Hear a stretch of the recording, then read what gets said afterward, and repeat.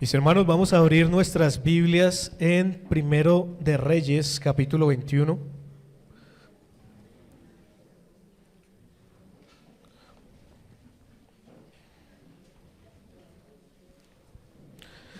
El primer libro de Reyes, capítulo número 21.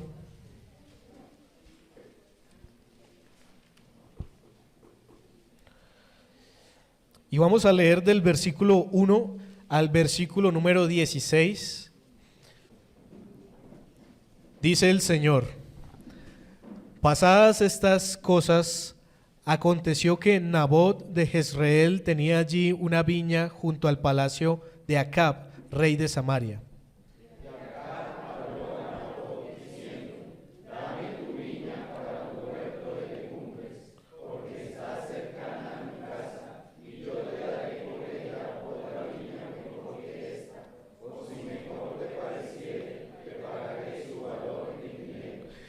Y Nabot respondió a Acab: guárdeme Jehová de que yo te dé a ti la heredad de mis padres.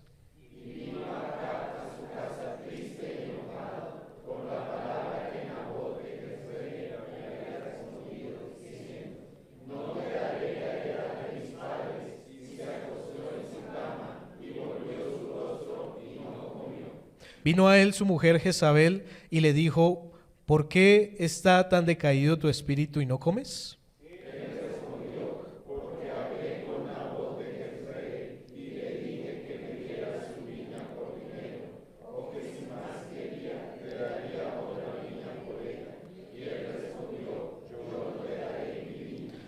Y su mujer Jezabel le dijo: ¿eres tú ahora rey sobre Israel?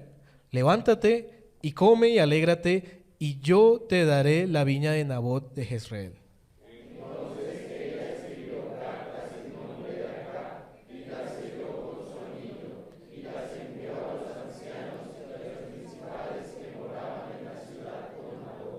Y las cartas que escribió decían así: proclamad ayuno y poned a Nabot delante del pueblo.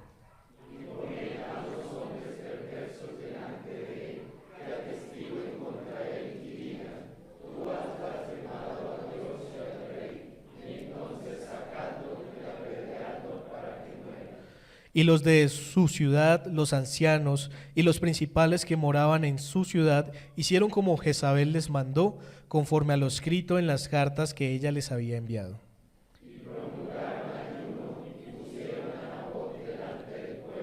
Vinieron entonces dos hombres perversos y se sentaron delante de él, y aquellos hombres perversos atestiguaron contra Nabot delante del pueblo, diciendo: Nabot ha blasfemado a Dios y al rey. Y lo llevaron fuera de la ciudad y lo apedrearon y murió.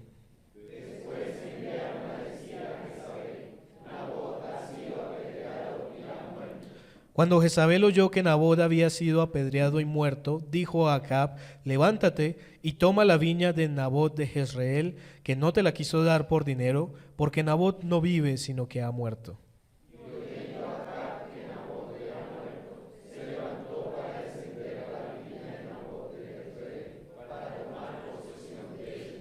Y decimos amén. Señor Dios bueno, te pedimos que nos ayudes en esta mañana a poder estar atentos a tu palabra, a que esta palabra que hemos leído y esta palabra que nos será predicada, Señor, sea de alimento y edificación para nuestras almas. Gracias, Señor, por el privilegio que nos das de poder escuchar la sana palabra, y permítenos, Señor, al final también atesorar esto en nuestro corazón y ponerlo en práctica en nuestras vidas. Te lo pedimos, Señor, en el nombre de Cristo Jesús. Amén. Muy buenos días, hermanos. Qué bueno es otro domingo más poder estar adorando a nuestro Señor a través de todos los actos que hemos estado haciendo hasta este momento, pero también a través de este acto importante que es la exposición, pero también la audición de la palabra del Señor. Ya leímos nuestro pasaje y también se nos ha encomendado en oración para que el Señor nos abra en esta mañana el entendimiento y podamos comprender este pasaje. Y antes de poder entrar a observar algunas cosas y a exponer este pasaje que acabamos de leer, yo quisiera, hermanos, decirles que hay matrimonios que son ejemplares, hay matrimonios que son ejemplares, que uno los ve y como que cumplen con todas las cosas que el Señor ha pedido, ¿no? Al menos visiblemente. Pero hay otros matrimonios que son ejemplares, pero para lo malo, que uno los ve y uno ve que ellos cometen todos los errores y todos los pecados que un matrimonio no debería cometer. Un ejemplo de ello, al menos en la historia, es el ejemplo de Bonnie y Clyde, tal vez ustedes lo han escuchado. Ellos fueron un matrimonio de los años 30 en Estados Unidos que se amaban mucho, que eran muy unidos, pero ellos ¿qué eran? Una pareja de ladrones, ¿no? De malhechores y asesinos en Estados Unidos. Es un ejemplo muy claro de cómo un matrimonio puede ser fuerte, pero puede ser fuerte debido a la maldad. Están unidos, son cómplices de la maldad. Y eso es un mal ejemplo de lo que es un matrimonio. Y pensando en eso y pensando, hermanos, en este pasaje que nosotros acabamos de leer, vamos a hablar precisamente de eso, de la codicia en el matrimonio. Una complicidad que deteriora el hogar de los cristianos. Y en este pasaje vamos precisamente a observar a una pareja que es Acab y que es Jezabel, que se unieron, no por la obediencia al Señor, sino que ¿por qué se unieron? Se unieron en un pecado que fue el pecado de la codicia. Y entonces yo quisiera, hermanos, que de este pasaje aprendiéramos la siguiente advertencia, y es que cuando los esposos se unen en el pecado de la codicia o en cualquier pecado, ellos van a deteriorar el hogar y van a desencadenar una sentencia de juicio sobre ellos. Voy a volver a repetir esto, que es lo que quiero que aprendamos de este pasaje. Este pasaje nos da una advertencia. ¿Cuál es? Que cuando los esposos se unen, se juntan en el pecado de la codicia o en cualquier otro pecado, deterioran el hogar y desencadenan el juicio de Dios contra ellos mismos. Y entonces vamos a mirar por lo menos 3 efectos de la codicia de estos esposos que llevaron precisamente al deterioro del hogar y también llevaron a este hogar a recibir el juicio de Dios. Y quiero que veamos 3 de esos efectos. Y en primer lugar, hermanos, yo quiero que de los versículos 1 al 6 veamos cómo la codicia puede debilitar el liderazgo de un esposo.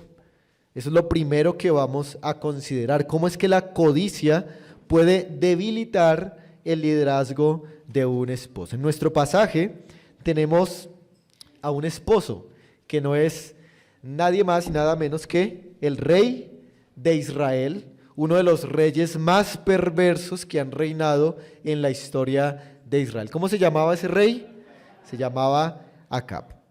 Y en los versículos 1 y 2 uno ve la manera en que el pecado de la codicia se manifiesta en este esposo.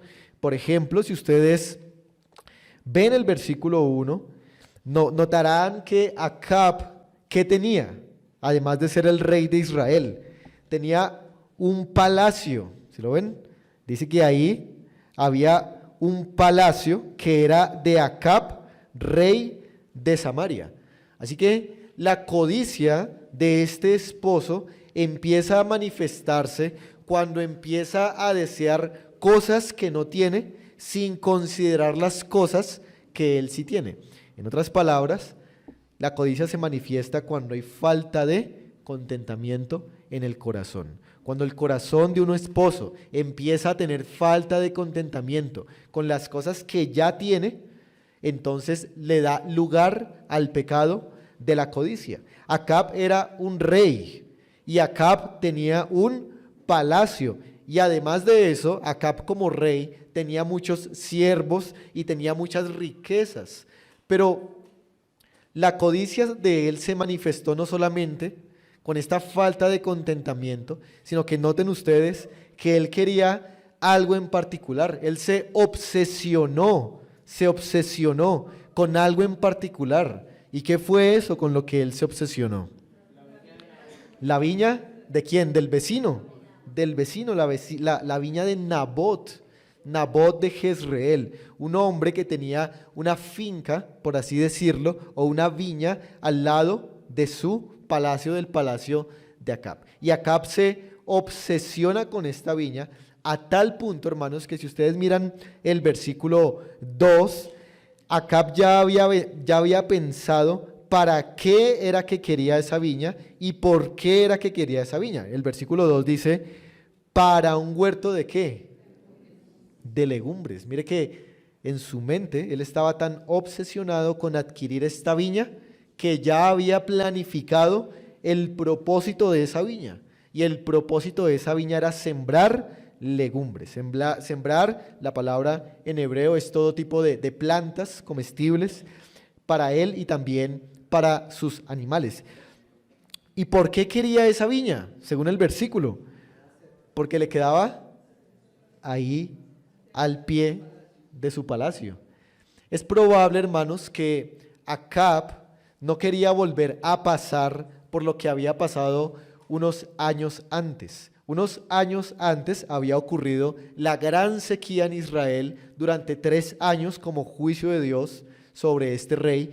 Y durante 3 años Acab y también sus siervos tuvieron que salir a buscar legumbres en otras partes fuera de su palacio. Quizá Acab ya no quería que eso volviera a pasar y por eso quería tener allí una fuente continua de legumbres al lado de su palacio. Así que Acab está pensando en todas las maneras que esta viña le puede traer beneficios, sea que tuviera temor de que le volviera a pasar la crisis, fuera que quisiera que estuviera ahí cerca o fuera que simplemente él está expresando un corazón inmaduro. Él estaba obsesionado por tener esta viña.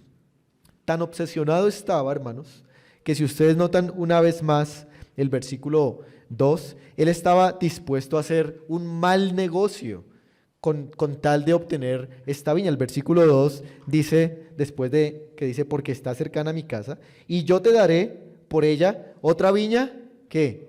Mejor que esta. O sea, él iba a cambiar la viña de Nabot por una viña mejor que la que él tenía. Eso es un mal negocio. Es un mal negocio. Tenía que cambiar una viña por una igual, pero él tenía una mejor y la quería cambiar por la de Nabot. Así que estaba tan obsesionado que no le importaba incluso hacer un mal negocio con tal de obtener esa viña que quedaba junto al palacio. Pero hermanos, vemos que en el versículo 3, la codicia de Acab se frena, se detiene, debido a un hombre llamado Nabot. ¿Qué le dice este hombre? En el versículo 3 pueden ustedes observar lo que dice. Y Nabot respondió a Acab, guárdeme Jehová de que yo te dé a ti la viña o la heredad de mis padres.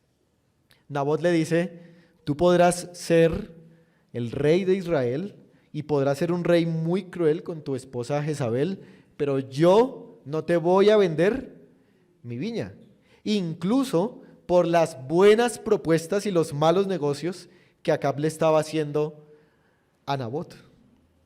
¿Cuál es la razón por la cual Nabot no le quiere vender la viña a Acab, sabiendo que para Nabot sería muy beneficioso obtener incluso una viña mejor que la que tenía al lado del palacio, o quizá recibir una buena cantidad de dinero? ¿Cuál es la razón por la cual Nabot no le vende la viña? Y uno podría pensar, pero Nabot debería aprovechar esa oportunidad, aprovecharse de la torpeza en los negocios de Acab y comprarle o venderle esta viña, pero él no lo hace. ¿Cuál es la razón? La razón, muy bien, la razón, hermanos, como el texto mismo lo indica, es que había una ley en el libro de Levítico, capítulo 25, verso 23, que enseñaba que estaba prohibido vender las tierras que los israelitas habían heredado de sus padres. Estaba prohibido por la palabra de Dios vender los terrenos de los padres. Y Nabot estaba totalmente cautivo por la palabra de Dios y él dice: guárdeme el Señor de que yo desobedezca la palabra de Dios, así sea por una buena cuantía que me vayan a dar, yo no voy a desobedecer la palabra de Dios. Aquí se ve ese contraste claro entre un hombre que es muy codicioso, que es el rey Acab, y entre un hombre que para nada es codicioso, y es Nabot. Nabot entonces es puesto a prueba, hermanos. Nabot tiene delante de él obedecer a Dios u obedecer al rey. Él está siendo tentado, pero en su respuesta sabemos que él supera la tentación y no es vencido por la codicia, ya que él no le vende la viña a Acab. Y esto sin saber lo que le vendría a Nabot. Porque, como ustedes leyeron, hermanos, Nabot terminó muy mal en un sentido de la palabra. Pero la palabra del Señor dice que todos los que quieren vivir piadosamente en Cristo Jesús padecerán persecución, y en Nabot se va a cumplir esa palabra. Pero antes de ver eso, en el versículo 4 y en el versículo 5 podemos ver los efectos de la codicia en Acab. El hecho de que Acab no pudiera satisfacer sus deseos codiciosos lo llevaron a sufrir ciertas experiencias en su hogar. En primer lugar, noten cómo en el versículo 4, esa codicia no satisfecha debilita su estabilidad emocional. La codicia no satisfecha de un esposo produce inestabilidad emocional. Noten qué fue lo que le pasó a Acab. En verso 4, ¿cómo se puso él? ¿Y qué más? Muy bien, se puso triste y se puso enojado. Ustedes recordarán, hermanos, que hace algunos domingos el pastor Andrés enseñó acerca de la satisfacción y acerca de la insatisfacción. Y vimos que los impíos buscan satisfacción por lo menos en 3 cosas, según el Salmo 17. ¿Cuáles eran esas 3 cosas en las cuales los impíos buscan llenar el vacío y satisfacerse? Por ejemplo, buscan satisfacerse en bienes de este mundo, en personas de este mundo o en experiencias de este mundo. Acab quiere satisfacerse ¿en qué? En los bienes de este mundo. Pero cuando un impío recibe un no como respuesta a sus deseos codiciosos, eso que él pensaba que le iba a traer la satisfacción, le trae todo lo contrario, una completa insatisfacción y en este caso unas emociones muy particulares que son la tristeza y el enojo. Hermanos, aquí aprendemos algo y es que este Acab y cualquier persona que se parezca a Acab, cuando no puede satisfacer lo que su codicia desea, cae en la depresión y cae en el enojo y en la ira. Estas emociones que abundan tanto en la sociedad y estas emociones que abundan también en los creyentes, a veces son consecuencias o efectos del pecado de la codicia que hay en el corazón. ¿Por qué tantos creyentes pueden estar tristes y debilitados en la vida? Tal vez es porque simplemente no han podido obtener lo que su corazón anhela y por eso se entristecen y se enojan. Pero además, noten que en el versículo 4, Acab va mucho más allá y dice al final que se acostó en su cama y volvió su rostro y no comió. ¿A quién se parece Acab allí? Acab se parece a un niño caprichoso, un niño muy caprichoso, al que le han dicho: no te vamos a dar esto, no te vamos a dar esto. Acab está comportándose como un niño, se acostó en la cama y dijo: no voy a comer porque no me entregaron la viña de Nabot. Acab es un inmaduro, ha debilitado su hogar porque es un hombre que ahora está en un rincón de su hogar y que en lugar de estar gobernando los asuntos de su reino, está llorando, está irritado en su cama y está sin probar alimentos.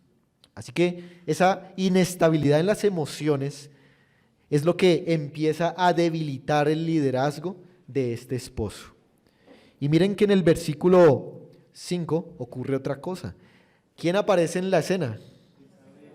Jezabel aparece en la escena y ve a su pobre esposo acostado en una cama, en un rincón, llorando y enojado, y le dice, ¿qué te pasa?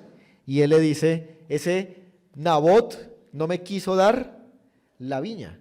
Y note la respuesta que da Nabot, la respuesta que da Acab, perdón. La respuesta que él da es la respuesta de, yo soy la víctima aquí.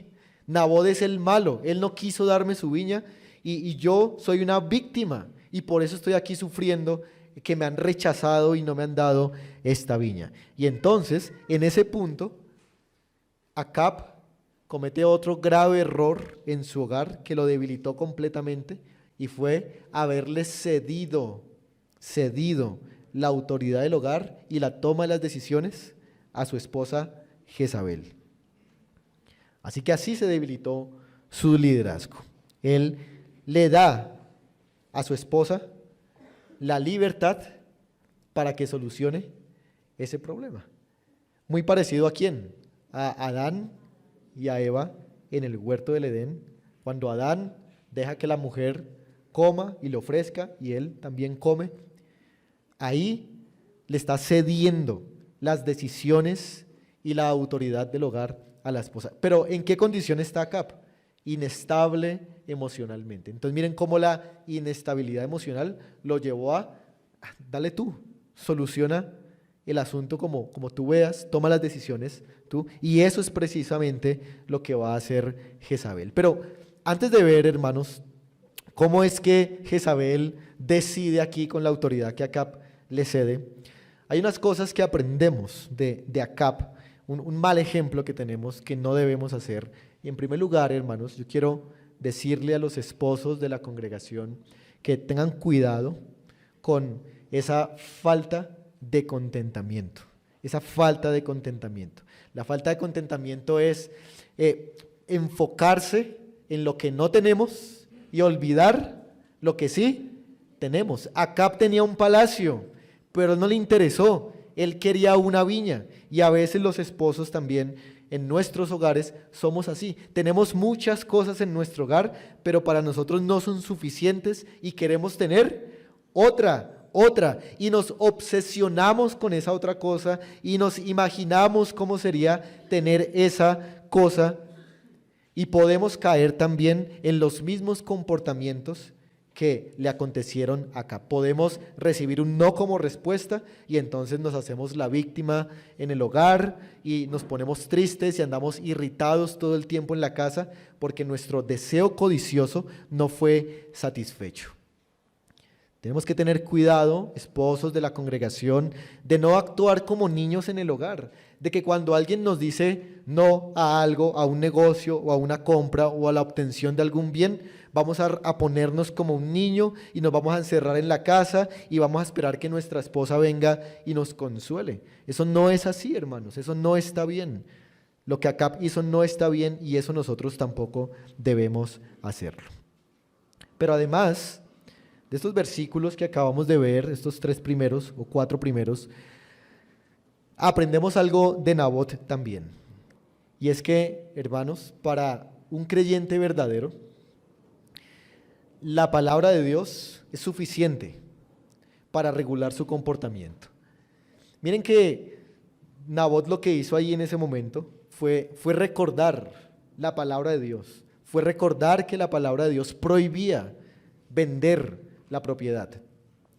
Él no necesitó que en ese momento se le diera un consejo o unos 3 sermones para tratar de persuadirlo de que no tenía que venderla, sino que él sencillamente se acordó y dijo, esto no es así, y tomó la decisión. Tristemente, a veces, hermanos, nosotros necesitamos hacer series de sermones, visitas y visitas, hasta poder convencer a un hermano de que lo que está haciendo está mal. Hermanos, un creyente verdadero se convence fácilmente por la palabra. Uno no necesita argumentos y argumentos y argumentos para convencerlo. Un verdadero creyente es sensible a lo que dice la palabra del Señor. Los esposos deben aprender a tener esa sensibilidad, que si la palabra dice que no se hace, no se hace y punto. No hay que darle tantas vueltas a los asuntos.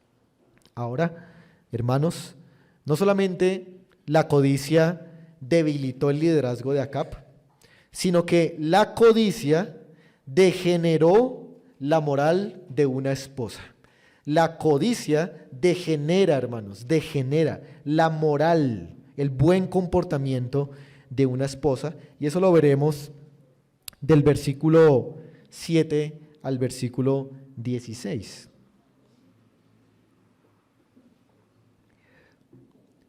Cuando Jezabel llega y ve a su esposo allí, ella se sintoniza de alguna manera, se sintoniza con el asunto de Acab. Y ella empieza a ayudar a Acab a obtener también la viña que Acab no pudo obtener. Pero llama la atención que la mujer toma las cosas desde otra perspectiva. Miren el versículo 7, dice, y su mujer Jezabel le dijo, ¿eres tú ahora rey sobre Israel? Levántate y come y alégrate, yo te daré la viña de Jezreel. Miren la pregunta que le hace Jezabel a Acab. ¿Eres tú ahora el rey sobre Israel? Eso suena así como, pero si tú eres el rey de Israel y no eres capaz de obtener una simple viña de uno de tus ciudadanos, a lo que Jezabel le está preocupando, hermanos, es la reputación de su hogar real. Es decir, ellos tienen un reino y a Jezabel le preocupa mucho lo que piensen las personas acerca de su reino.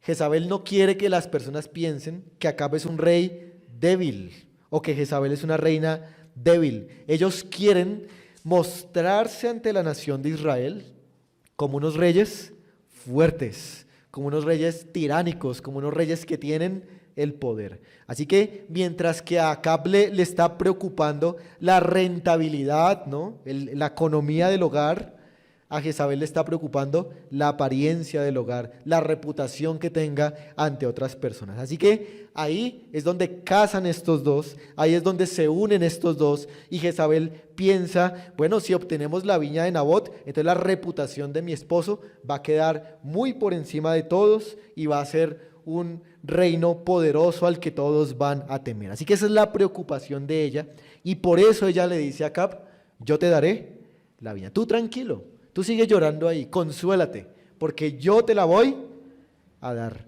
Qué triste es ver que eso sucede también, hermanos, en muchos de nuestros hogares, en la congregación.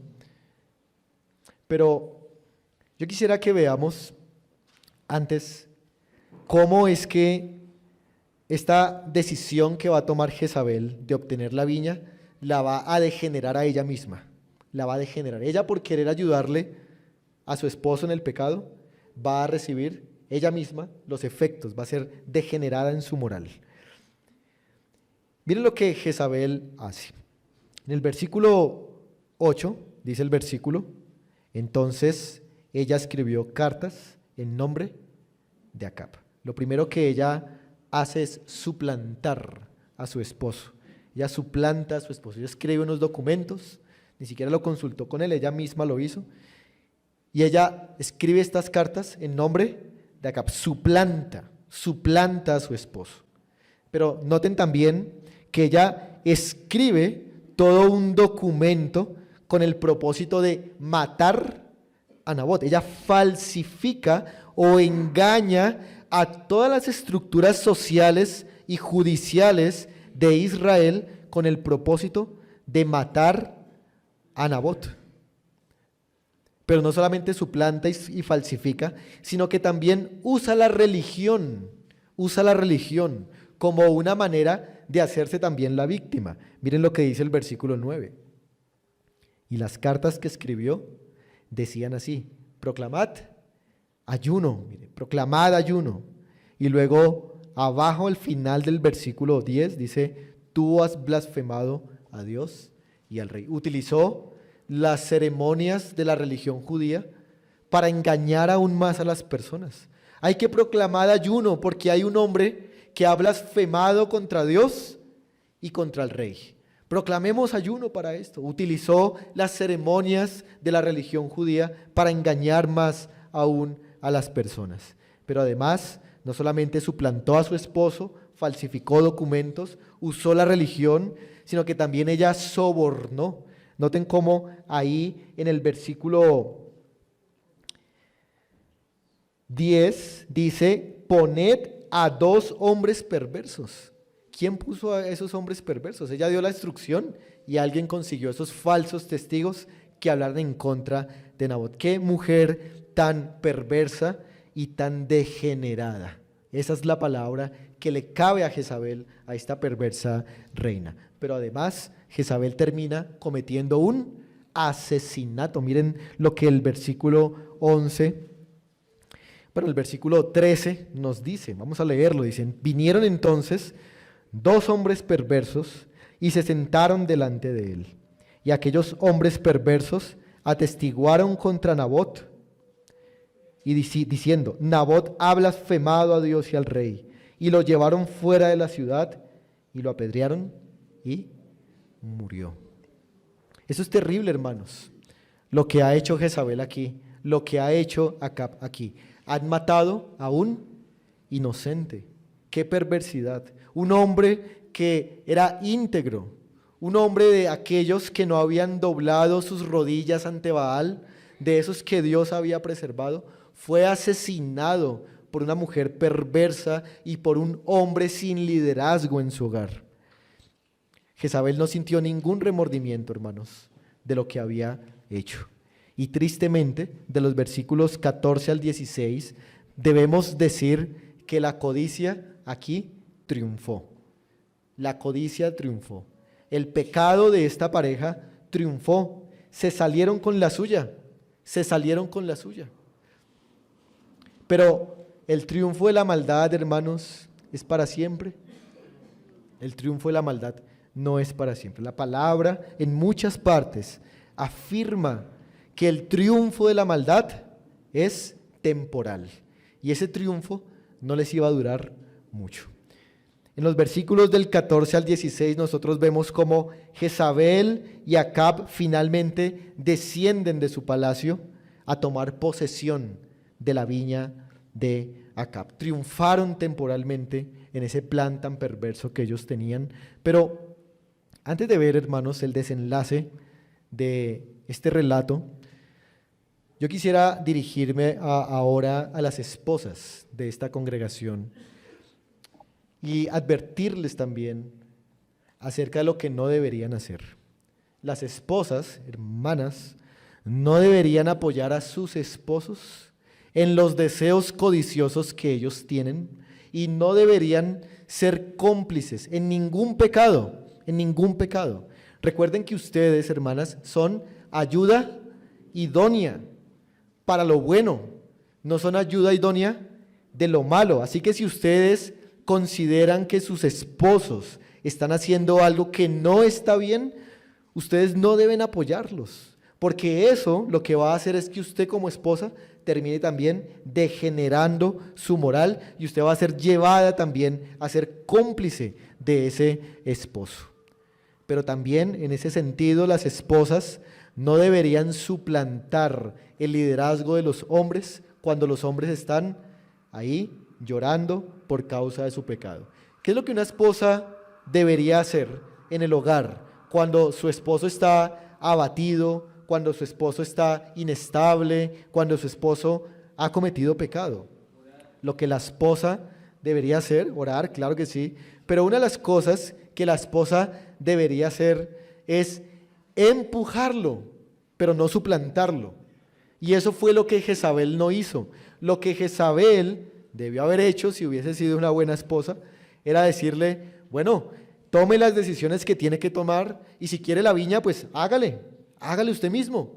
Pero ¿qué fue lo que hizo ella? No, venga, yo tomo las decisiones, yo te voy a dar la viña. Ella suplantó la autoridad, tomó las decisiones y eso no está bien. Las esposas no tienen que suplantar la autoridad del esposo. Hermanas, una de las cosas como en nuestra sociedad se suplanta la autoridad del esposo es cuando es la esposa la que administra el dinero en el hogar. Cuando la esposa administra el dinero en el hogar, la esposa está suplantando una de las cosas que le corresponden al esposo. ¿Por qué una esposa termina administrando el dinero del hogar? Puede que el esposo sea mal administrador, un derrochador, lo que sea, y por eso ella decidió, no, venga, yo voy a administrar las riquezas o los dineros de nuestro hogar. Pero eso no es lo que ella debe hacer y él no debería cederle de ninguna manera la administración. Más bien, él debería tomar la decisión de aprender cómo administrar los recursos en su hogar, porque eso hace parte de que él sea la cabeza del hogar. La cabeza es la que administra. Claro que él puede también delegar la administración si es decisión de él, pero la mujer no debería llevar la administración del dinero por causa de la debilidad del esposo. Puede que ella sea economista y muy hábil en las riquezas, pero ese papel no depende de las capacidades, depende de la designación que Dios ha hecho en los roles del hogar. Pero además también hay otra cosa aquí que aprendemos, y es que el error de este matrimonio fue desde el principio. Es decir, Acab se casó con una mujer que era incrédula. Acab se casó con una mujer que adoraba a dioses falsos. Y ahí fue donde empezaron los problemas de este matrimonio. Él sabía que esa mujer era perversa y aún así decidió entablar un matrimonio con ella. Hermanos, a los varones y también a las mujeres, el yugo desigual es un asunto muy peligroso. Tal vez usted ha tenido la misericordia de Dios de que su cónyuge incrédulo ha sido salvo, pero tal vez no. Y a veces, miren, el yugo desigual se puede dar por decisión propia o por providencia. Cuando el yugo desigual es por decisión propia, es porque usted desobedeció el mandamiento de Dios y se casó con un incrédulo. Eso es yugo desigual por decisión, eso es un pecado grave. Pero cuando el yugo desigual es por providencia, por decir, los dos son incrédulos, ya se casaron, pero uno en el camino se convirtió, pues tienen un yugo desigual, pero fue una providencia porque ya están casados, eso no es pecado. Pero cuando el yugo desigual es por decisión, como lo fue en el caso de Acab, es un gran pecado, hermanos. ¿Qué le hace el yugo desigual a un hombre?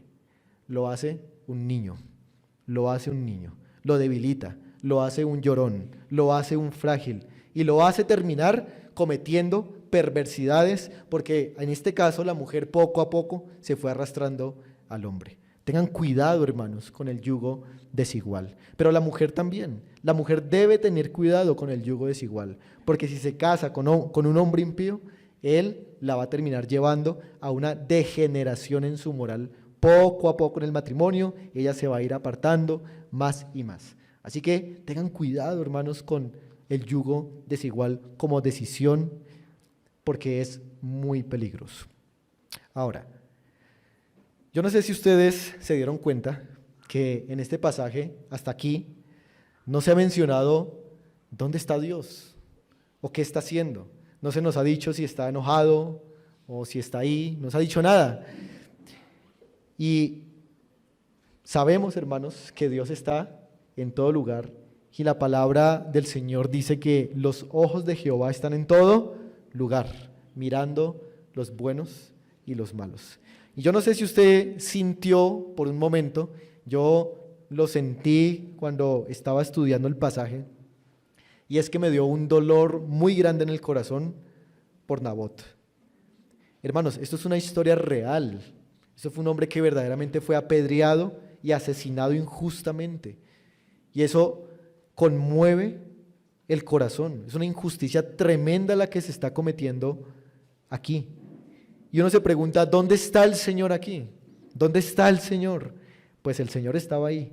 De los versículos 17 hasta el final del capítulo, ahí está Dios obrando. Y eso es lo que nos lleva a considerar una tercera cosa, hermanos. Y es que la codicia en el matrimonio va a desencadenar el juicio de Dios sobre el hogar. Los esposos que son cómplices en el pecado van a recibir una sentencia del juicio de Dios. Yo quiero que leamos, hermanos, unos versículos para que veamos cómo es que Dios está aquí presente en esta injusticia. De los versículos 17 al 19 dice lo siguiente: Entonces vino palabra de Jehová a Elías Tisbita, miren, al mejor de los profetas del Señor en el antiguo pacto: levántate, desciende a encontrarte con Acab, rey de Israel, que está ¿dónde? En Samaria. Y aquí él está en la viña de Nabot, a la cual ha descendido para tomar posesión de ella. Noten, hermanos, que Dios sabía el lugar geográfico exacto donde estaba Acab. Y le dice, ve a este lugar y lo vas a encontrar con las manos en la masa. Allá está cogiendo la viña de Nabot. Y le vas a pronunciar el siguiente juicio, versículo 19. Y le hablarás diciendo, así ha dicho Jehová, ¿no mataste y también has despojado? Y volverás a hablarle diciendo, así ha dicho Jehová, en el mismo lugar donde lamieron los perros la sangre de Nabot, los perros lamerán también tu sangre, tu misma sangre. Una sentencia horrible de un juicio sentenciado contra Acab y contra Jezabel. Hermanos, Dios ve todo el pecado y Dios también ve el pecado que los esposos cometen, y cuando se hacen cómplices en los pecados, ahí está Dios. Manda al profeta Elías para que dé unas muy malas noticias y lo encuentra con las manos en la masa y le dice qué es lo que le va a pasar. Pero luego, hermanos, en el versículo 25, vamos a pasar hasta el 25, Dios va a exponer cuál fue el pecado que se cometió en este hogar. Miren lo que dice el verso 25 y 26. A la verdad, ninguno fue como Acab, que se vendió para hacer lo malo ante los ojos de Jehová, porque Jezabel, su mujer, lo incitaba. Miren que el versículo 25 culpa principalmente a quién del pecado en el hogar, al hombre. Acab se vendió, es la culpa del hombre, así como cuando en el Edén Dios llamó a cuentas ¿a quién? A Adán.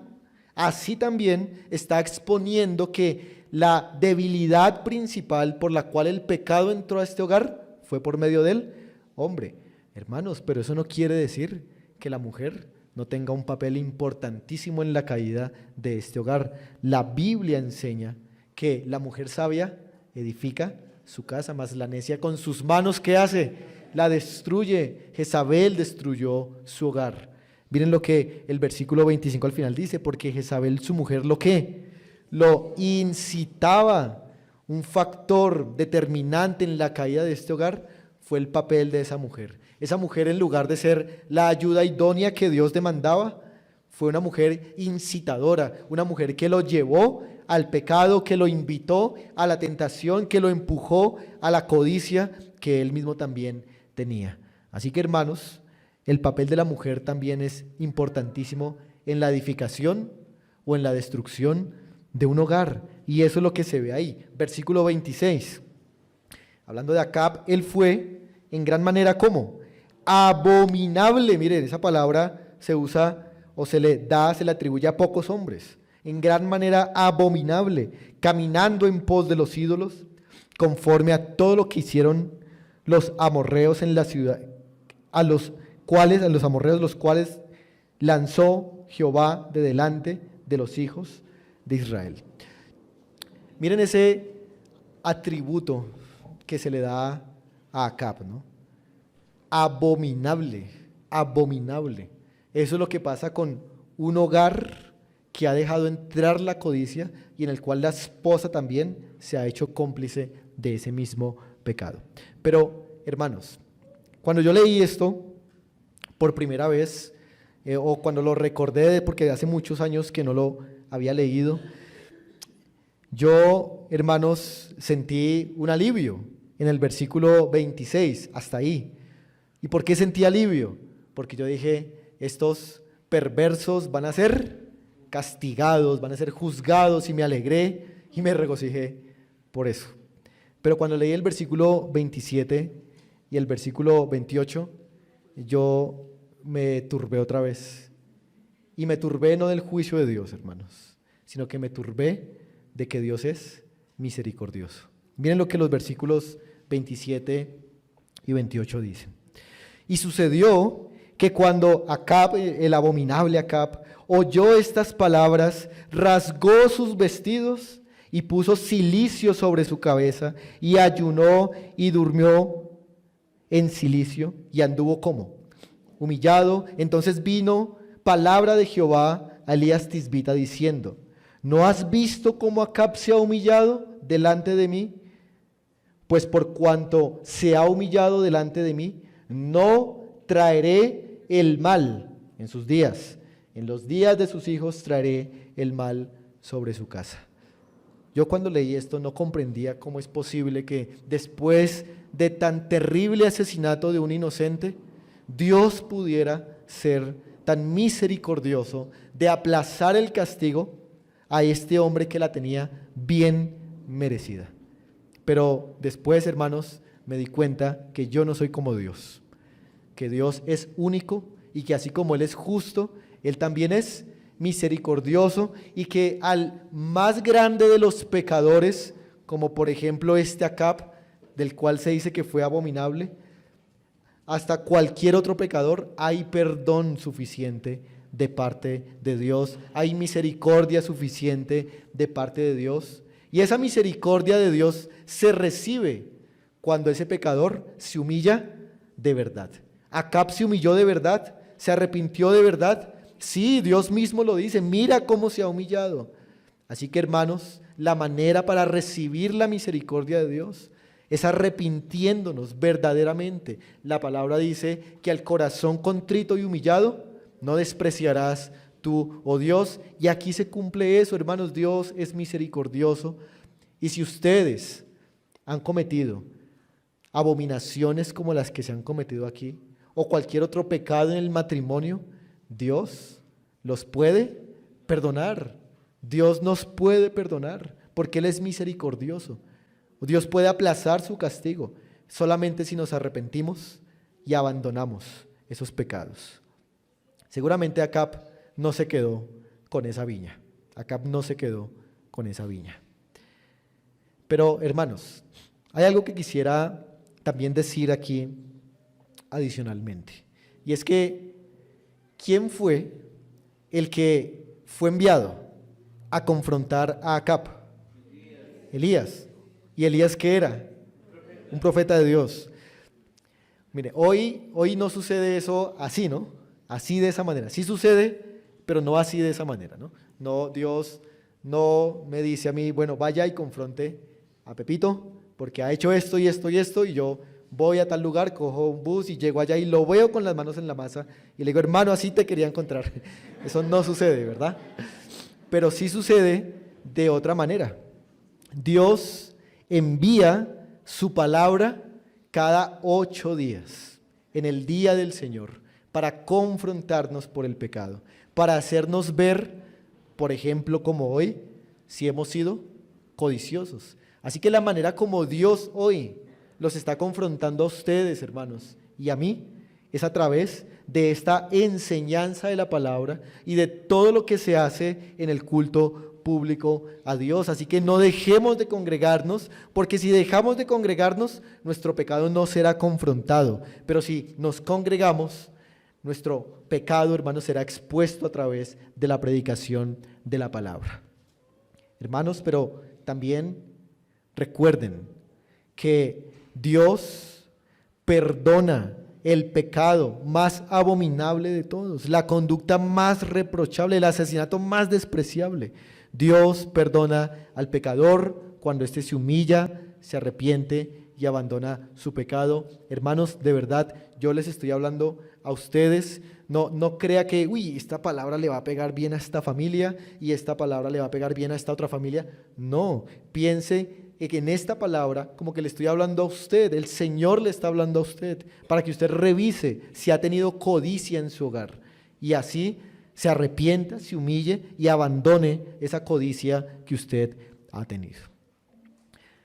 Hasta aquí, hermanos, hemos visto entonces que cuando los esposos se unen en el pecado de la codicia, miren cómo se deteriora el hogar, ¿no? El esposo se debilita, la esposa se degenera y el juicio de Dios es sentenciado sobre ellos. Eso es lo que hemos visto hoy.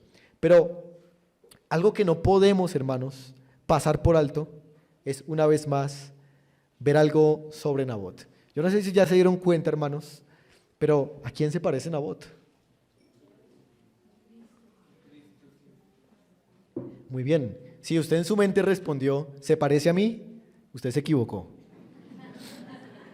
Porque a veces tenemos la tendencia, hermanos, de pensar que el héroe de la historia, que el bueno de la historia, somos nosotros. Pero en esta historia, ¿quiénes somos nosotros en realidad?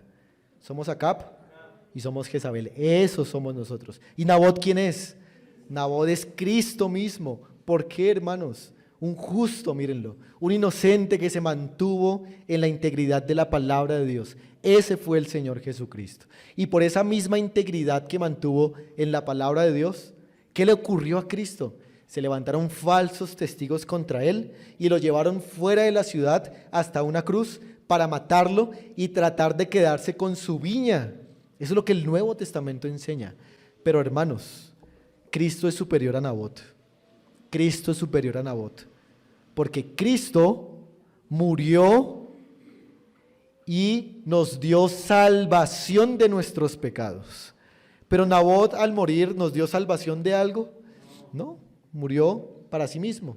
Pero en cambio Cristo murió en inocencia y injusticia y su muerte fue la salvación para nosotros. Y por eso es que puede haber perdón de pecados. Así que hermanos, en esta historia nosotros no somos el Nabot aquí, nosotros somos Acab y Jezabel, los pecadores que necesitan humillarse delante de Dios, y Nabot es la persona de Jesucristo, quien murió por nuestros pecados. Así que hermanos, yo les animo a que ustedes puedan ver su pecado y puedan arrepentirse verdaderamente de él. Y si aquí hay personas que no son verdaderos creyentes, sepan que Dios ha sentenciado un juicio contra ustedes, pero a causa de la muerte de Cristo, la muerte de este justo, la muerte de este inocente, puede haber perdón de pecados también para usted. Así que arrepiéntase y crea en Jesucristo si no lo ha hecho, y a la iglesia les animo a que tengan presente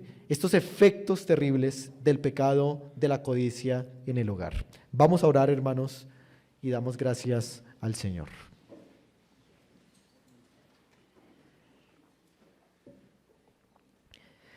Padre Celestial, a través de tu palabra, Señor, reconocemos nuestro pecado de la codicia. Reconocemos, Señor, que a veces en nuestros matrimonios nosotros nos hacemos cómplices de lo malo y no nos ayudamos en el proceso de santificación. Pedimos perdón por eso, Señor. Pedimos perdón porque a veces como esposos hemos debilitado nuestro liderazgo, hemos cedido las decisiones, nos hemos vuelto indiferentes ante los asuntos del hogar. Pero también las esposas, Señor, han tomado la autoridad, han suplantado, Señor, han tomado decisiones que a veces las han llevado a degenerar, Señor, su conducta.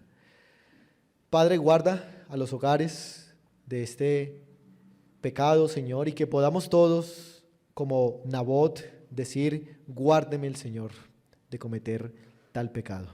Bendito eres tú, Señor, y te damos gracias por tu palabra, la cual pedimos que haga poderoso efecto en nuestras vidas. En Jesucristo te agradecemos y te pedimos esto. Amén.